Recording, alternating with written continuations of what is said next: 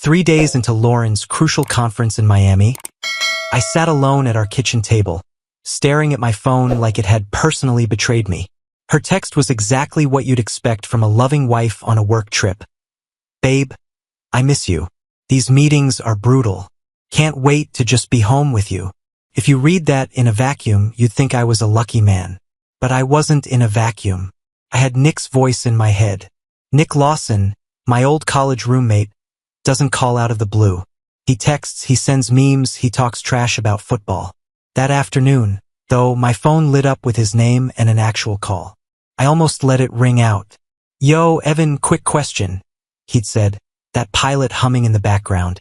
Lauren's supposed to be in Miami for work, right? Yeah. Why? Pause just long enough to feel wrong. Because I just saw her at MIA. She wasn't alone. And it didn't look like business. He described her standing by the gate, laughing with some guy, hand on his chest, his hand on her lower back. The kind of casual touch you don't fake with a coworker named Sarah. I remember my brain sprinting to keep up. Maybe he's mistaken. Maybe it was a coworker. Maybe there's some inside joke I don't know about. Maybe he'd snapped a picture from a distance, because Nick's the kind of guy who doesn't like guessing. He sent it to me. I opened it while still on the phone. It was her. No question. And the guy wasn't a coworker. He was comfortable. That night, the house felt too quiet. 7 years of trust sat across from me at that table, staring me down. I'd always bragged that I never checked her phone, never snooped. We were solid. That was the story I liked about myself. My laptop was on the counter. Her laptop was in her bag by the door, where she'd left it like always. For 2 hours, I fought the idea of touching it. Told myself good husbands don't snoop. Told myself I was better than that. Then I remembered the way her hand was sitting on that guy's chest in the photo. Relaxed. Familiar. I got up, walked to her bag, and unzipped it. My hands were steady. That surprised me. Her password was the same it had been for years. 4 letters, 2 numbers. I typed it, and just like that, 7 years of I trust you snapped. The emails weren't even hidden well. No secret folders. No fake work labels. Just Connor Hayes, sitting right there in her inbox. Threaded conversations stretching back 4 months. Hotel reservations. Can't wait to see you. Same room as last time? Screenshots of flight confirmations that didn't match any conference she'd mentioned to me. I clicked through each one like I was reviewing a project timeline. Dates, locations, overlaps with the nights she'd come home, exhausted from travel, and gone straight to the shower. My body felt numb.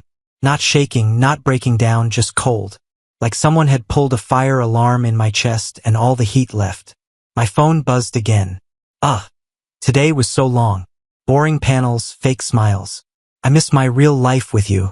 Call you before bed? I stared at the message, then at an email where she told Connor. Dinner tonight? I booked the restaurant you liked last time. 2 different worlds, same woman, same day. I didn't throw the phone. I didn't scream. I didn't even respond right away. I just sat there, letting the 2 versions of her sit side by side on the screen until something inside me clicked over. When I finally typed, my thumbs moved slowly, precise. Miss you too. Can't wait to have you home. Call me when you're free. I hit send. On the outside, nothing had changed. I was still the devoted husband she thought she was fooling. On the inside, the decision had already been made. This wasn't going to end in a shouting match or a tearful scene at the airport. If she wanted to live a double life, then I was done playing the clueless half. I wasn't going to react. I was going to plan. By the time I closed her laptop, I knew 2 things. 1, my marriage was already over. 2, I wasn't about to walk into a courtroom empty-handed. I didn't sleep that night. I just sat in the dark living room, the glow of the TV on mute, my phone face down on the coffee table. Around 2 in the morning, I finally accepted there was no misunderstanding coming to save this. At 8 sharp, I called Michael. My older brother doesn't do small talk before coffee. Hey, he answered, voice rough. Everything okay?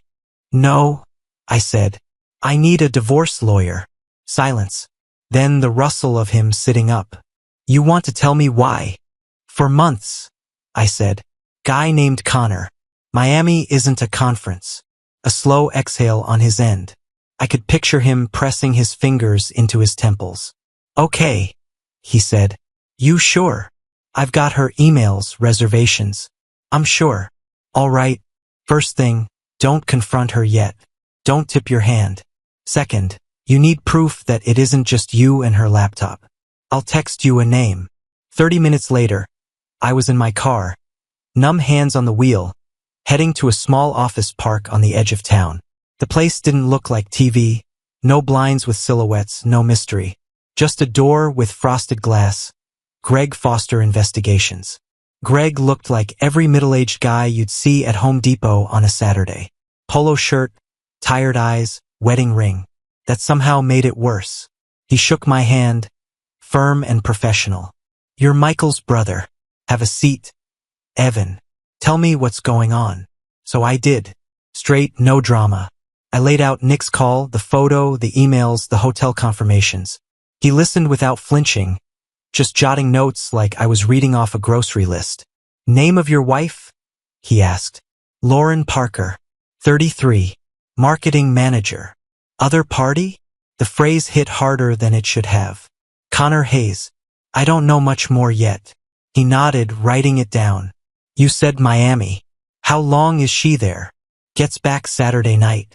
Ocean View Resort. Supposedly. I almost laughed at that.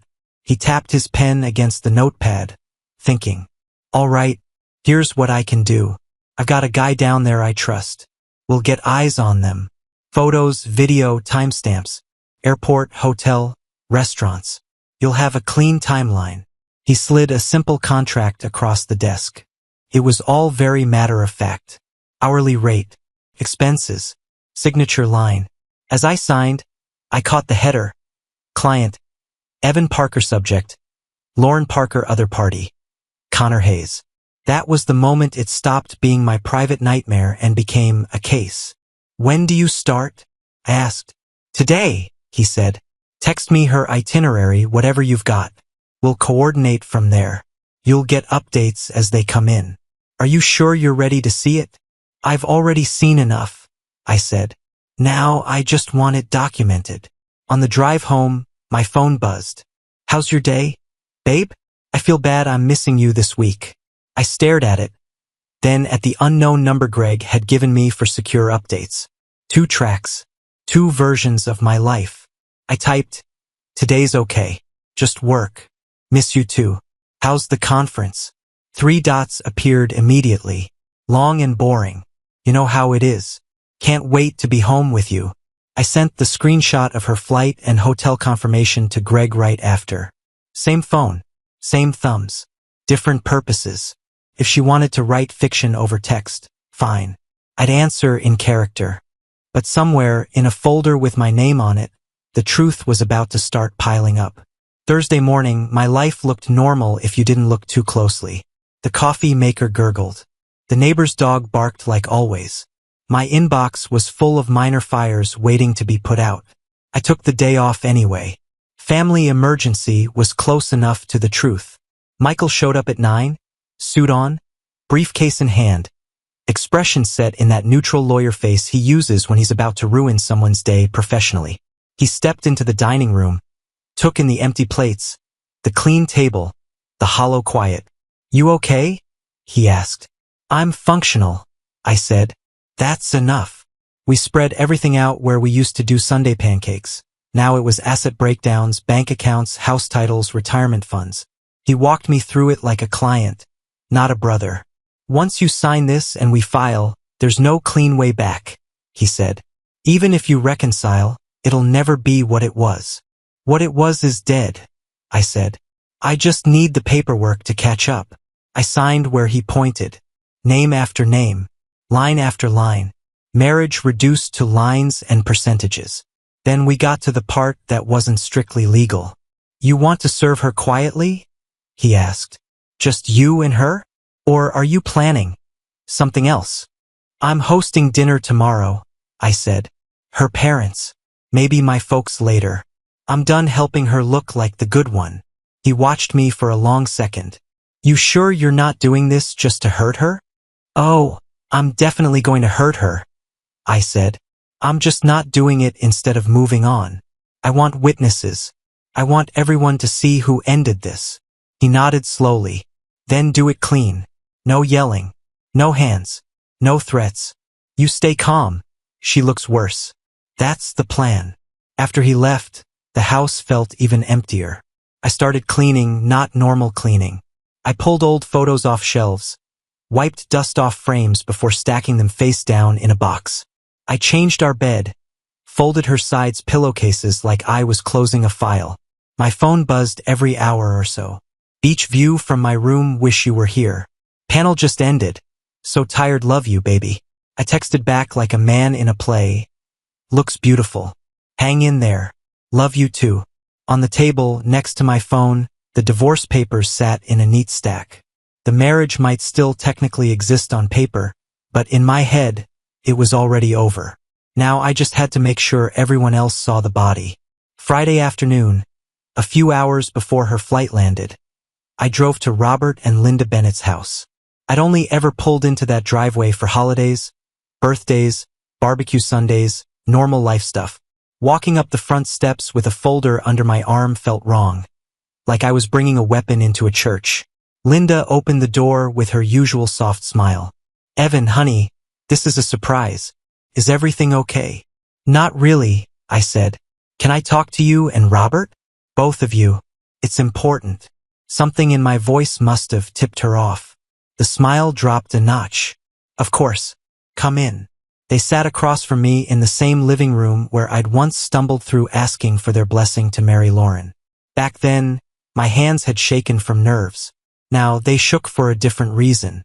What's going on? Robert asked, leaning forward, elbows on his knees. I set the folder on the coffee table and didn't sugarcoat it. Lauren's been having an affair, I said. For months that I know of. A guy named Connor Hayes. She's in Miami with him right now. Linda's hand flew to her mouth. Robert's jaw tightened, a muscle jumping near his temple. Evan? Linda whispered. There must be some mistake. I opened the folder. Printed emails, hotel reservations, screenshots, and finally, a few color photos Greg had already sent over, printed at the copy shop on my way there. Lauren in an airport, laughing up at Connor, his hand low on her back. Them checking into the Ocean View Resort together. Not side by side. Together. I slid the pages toward them and let the silence do the talking. Linda's eyes moved over the words, then the photos. Her shoulders started to shake before the tears came. Robert read every page, jaw locked, nostrils flaring like he was holding something in with sheer will. How long have you known? He asked. Since Tuesday, I said. Confirmed it that night. Hired a PI. This is just the start of what I'll have. Linda put the papers down like they burned. My baby wouldn't. Her voice cracked. She didn't finish the sentence. I let myself be harsh, just once. She did. Repeatedly. We sat there in a thick, suffocating quiet. Finally, I broke it. I'm hosting dinner tomorrow. 7 o'clock. I want you there. Robert frowned. Dinner. I'm ending the marriage, I said. I'm not doing it in private. I want her to face what she did with people who love her in the room. I'm done helping her hide. Linda wiped her eyes, hands trembling. Are you sure you want to do that to her? In front of us? She did this to herself, I said. I'm just refusing to be her alibi. Robert looked at me, really looked at me, like he was recalibrating who I was now. Then he nodded once, heavy. We'll be there. Linda broke then. Really broke, turning her face away as she started to sob quietly. Robert moved to hold her, his big frame suddenly looking older. I stood up. There was nothing left to say that wouldn't feel cheap. As I walked down their hallway toward the front door, I heard Linda crying behind the closed living room door. It felt like I just handed them a death notice with their daughter's name on it. They deserved the truth. I reminded myself as I stepped back into the cold air. Lauren had lit the match. I was just making sure everyone could see the fire. Friday felt like the morning of a scheduled execution. I called into work, told my boss there was a family situation, and I'd be offline. He offered sympathy. I gave non-answers. I didn't have room in my head for anything except tonight at 7. By 10 a.m., Greg texted, "Video's ready. Office?" His place was on the other side of town. The drive felt shorter than it should have. When I walked into his office, he didn't bother with small talk. Just handed me a USB drive in a small envelope. 12 minutes, he said. Dates, timestamps, locations all on screen. Airport, hotel lobby, restaurant, hallway. It's clear. Any doubt it's them? I asked even though I already knew. He gave me a look. None. I paid him, shook his hand, and left. Clean transaction. My marriage converted to evidence and a receipt. Back home, I went straight to the living room.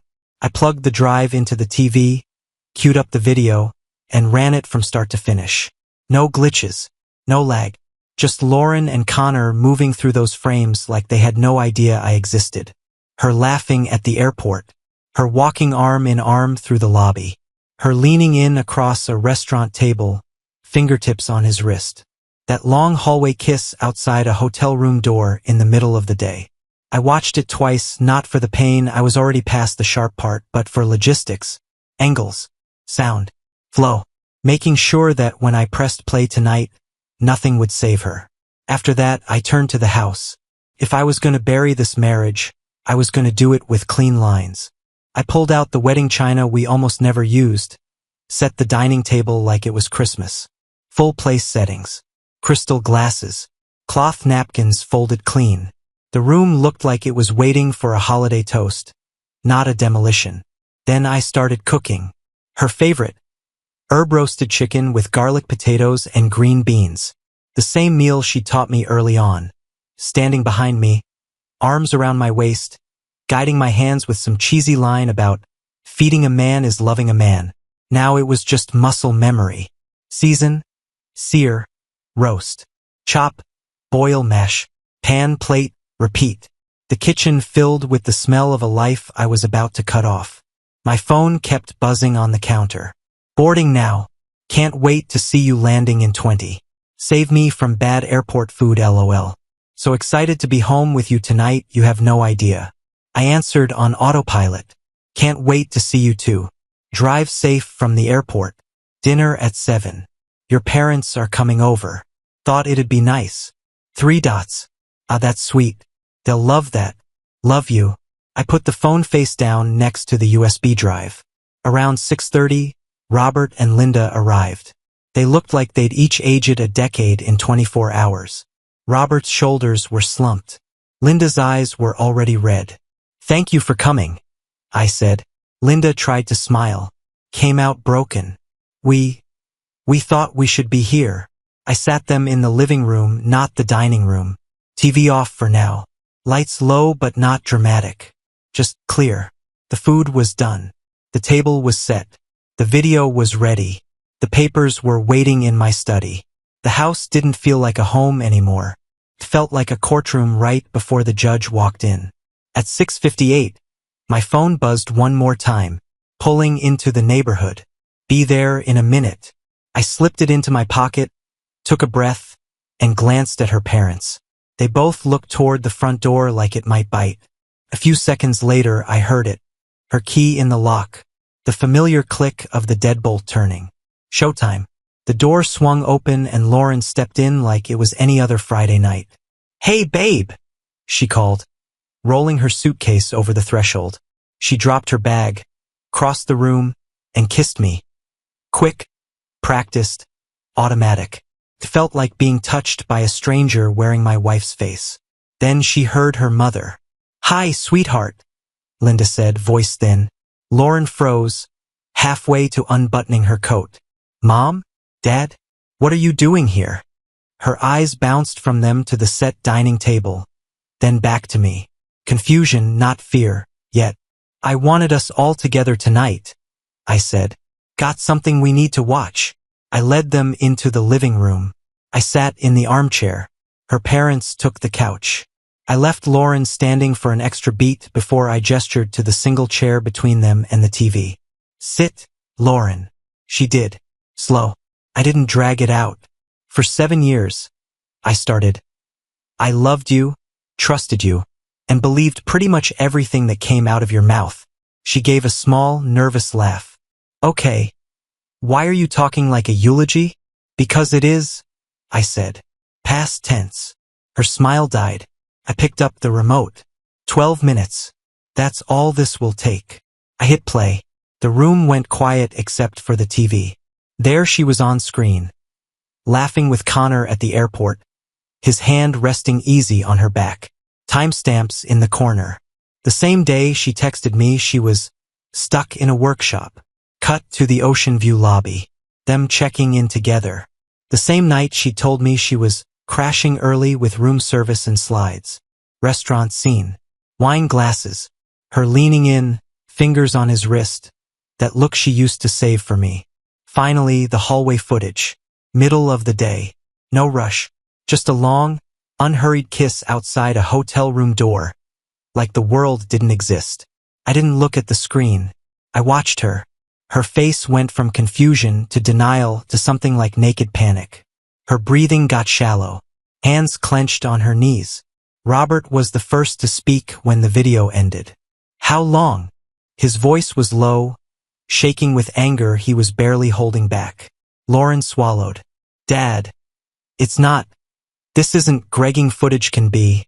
For months, I said, cutting through her. At least. Confirmed in emails. Reservations. This was just Miami. She turned to me, eyes wide, tears already starting. Evan, please, it was a mistake. I shook my head. A mistake is tripping once. You booked flights, rooms, dinners. You lied every morning. You woke up in my bed and chose him again. Linda started crying, quiet and continuous. Robert stared at his daughter like he didn't recognize her. Is it true? He asked her. Yes or no? She folded. Yes, she whispered. But He stood up, cutting her off.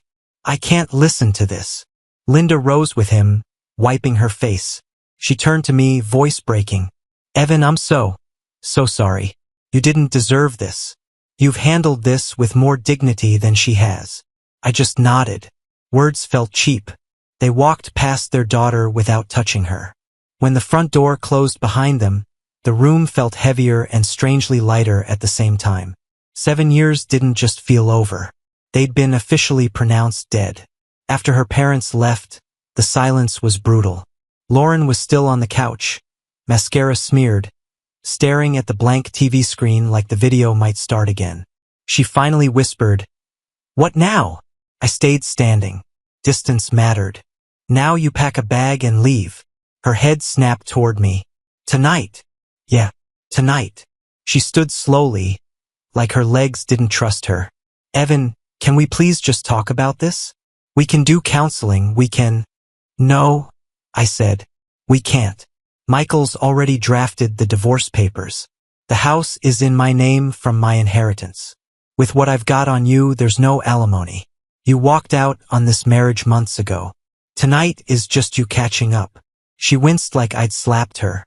It was a mistake, okay? I was stressed and Stop calling it a mistake. I cut in. You didn't trip and fall into 4 months of hotel rooms. You chose him. Over and over. You chose to lie to me. Every single day. Her voice cracked. Don't I get a chance to fix it? No, I said simply. You got hundreds of chances. You cashed them in for room keys and fake conferences. I walked to my study, grabbed the manila envelope, and came back. I handed it to her. Those are the papers. Look them over with your lawyer. Sign them or don't. Either way, this is over. You've got 1 hour to pack what you need for a while. I'll box the rest and we'll arrange a pickup later. I'm not dragging this out. She stared at the envelope like it might explode. 1 hour? Evan, where am I supposed to go? You should have thought about that when you booked your last hotel. I said. The clock starts now. Then I turned and walked to my study, closed the door, and sat down at my desk. I didn't check on her. I didn't hover. I just listened. Drawers opening. Closet doors sliding. Hangers scraping. Suitcase zippers. The thud of shoes tossed in. The muffled curse when something didn't fit. Every sound is another nail in the coffin. About 45 minutes later, there was a soft knock on the study door. I didn't answer. A moment passed. Then I heard her keys placed on the kitchen counter. Footsteps to the bedroom. The soft clink of metal when she left her ring on the dresser. The front door opened. Closed. The house went absolutely still. I waited a full minute before I got up. In the kitchen, her keys sat in a small pile. In the bedroom, her ring lay in the dent where her jewelry tray used to be. On the nightstand was a folded piece of paper with my name on it. I opened it, skimmed just enough to get the idea. Apologies, excuses. Not who I really am. I still love you. All of it in neat, looping handwriting. I crumpled it and tossed it in the trash. Apologies without changed behavior, I thought, are just ink on paper. And I was done building my life around ink. I filed the divorce papers on Monday morning. No drama. No big speech. I just walked into the courthouse with a folder under my arm, handed everything over, and let the clerk stamp the end of a 7-year story like it was any other case. Lauren's lawyer tried to posture for about 5 minutes. Emails about equitable solutions and emotional distress. Then Michael sent over the compiled evidence. After that, their tone shifted fast. No one wants to fight a losing war on paper. The house turned on me next. Every room felt haunted. The couch where we'd watched movies. The hallway where she'd once come home late and cried from work stress. The bed where she'd rolled over and kissed me goodnight before early flights that weren't for work. So I sold it. Realtor signs in the yard, strangers walking through, complimenting the natural light like they weren't standing on the grave of my old life. I took the first clean offer and didn't look back. I moved into a smaller place closer to the office. 2 bedrooms, simple layout, nothing fancy. I bought new furniture with a kind of cold practicality. Solid couch, decent mattress, kitchen table big enough for 4 if I ever needed it. No statement pieces. Just things that were mine, bought with no shared input. No, what do you think, babe? Robert and Linda didn't disappear. If anything, they came closer. Linda dropped off homemade soup and cookies more than once, always with a note. You're still family to us. Please don't forget that. Robert called every week or so, checking in, talking about nothing and everything. Work, football, his car. Anything that let me be a man again instead of just the guy our daughter cheated on. Work became my refuge. I took on projects I used to turn down. Stayed late because the empty apartment was quieter than the office. The focus paid off. 6 months in, my boss called me in and dropped the word promotion on the table. I nodded, saying I appreciated the opportunity. Inside, I translated it as, at least some part of my life is moving forward. Friends showed up in their own way. Pizza on the coffee table, beers in hand, talking trash about sports instead of asking me how I felt. It was the kind of support I could actually stand. Nick flew in one weekend. We sat on my small balcony with a couple of beers. You regret how you did it? He asked finally. The video, her parents, all of it. I took a long drink, thought about it, and shook my head. No, she made it a performance the moment she started lying to everyone. I just turned the lights on. He nodded like that and settled it. Somewhere in the middle of all that, life shifted gears without asking me. Rachel Collins from work asked if I wanted to grab coffee and not talk about spreadsheets for once. She'd heard something had happened with my marriage, nothing more. Coffee turned into a weekly thing. Weekly turned into the occasional dinner. From the start, I was clear. I'm not ready to be serious, I told her. I'm still rebuilding. She just shrugged. Good. I'm not looking to fix anyone. Just like talking to you. It wasn't some movie rebound. No fireworks. Just 2 people telling the truth, day by day. For the first time in a long time, that was enough. The divorce decree showed up in the mail on a Wednesday. Plain envelope, official seal, a couple of pages saying what I already knew. We were done. Legally, finally, cleanly. I invited my parents, Michael, and Rachel over that night. Nothing big. Just takeout, a six-pack, and a quiet toast at my small kitchen table. To new beginnings, Michael said, raising his bottle. To be honest, I added. Rachel bumped her glass lightly against mine. Do you not have to pretend anymore? After they left and the dishes were done, I took a beer out to the balcony and sat alone, letting the city noise fill the gaps. That's when my phone buzzed. Unknown number. My first instinct was to let it ring out.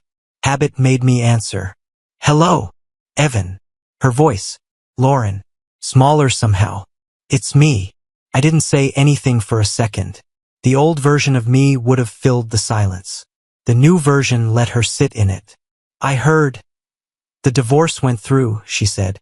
I thought you might want to know I got the papers too. I almost laughed. Yeah, the government usually sends those to both people. She breathed out, a shaky sound. I wanted to say goodbye properly. Not with papers. With words. You didn't bother with those when it counted, I said. But there was no real heat behind it. Just a fact. She swallowed. Connor cheated on me, she said quietly.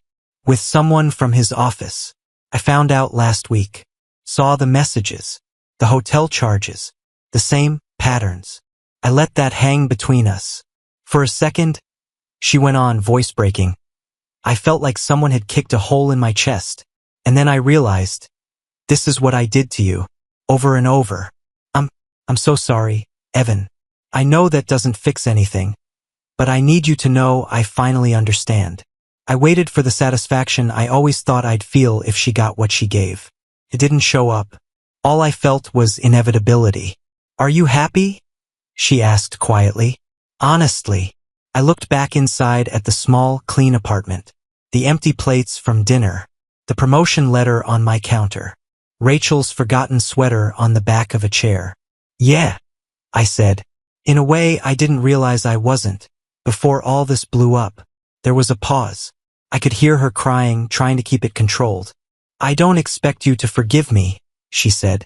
I just needed to tell you I'm sorry, and that you didn't deserve any of it. I surprised both of us with what came out of my mouth next. I forgive you, I said.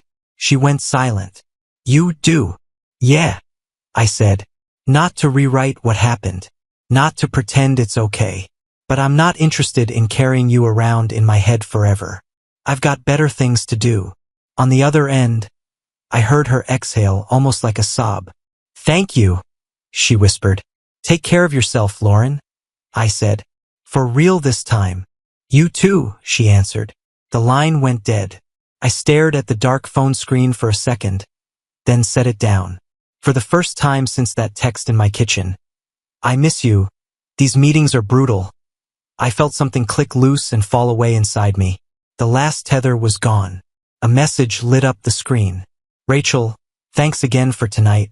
I feel lucky to know you. I smiled, small but real, and typed back. I'm the lucky one.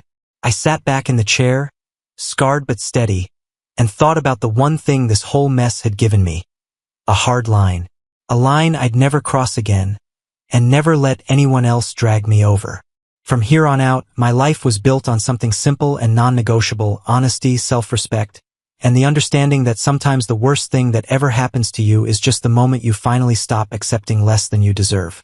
Subscribe and stay one step ahead of cheaters.